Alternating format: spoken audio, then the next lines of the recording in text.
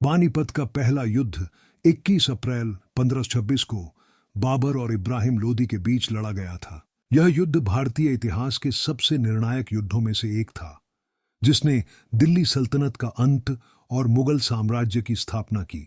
इब्राहिम लोदी दिल्ली सल्तनत का शासक था, लेकिन उसकी क्रूरता और गलत नीतियों के कारण अफगान सरदार उससे नाराज थे।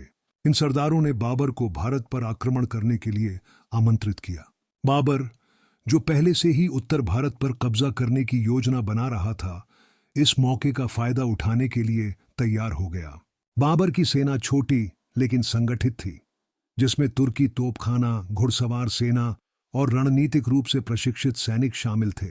उसने तुलुगमा युद्ध तकनीक का इस्तेमाल किया, जिसमें सैनिकों को दाएं बाएं फैलाकर दुश्मन को घेरने की योजना बनाई गई थी।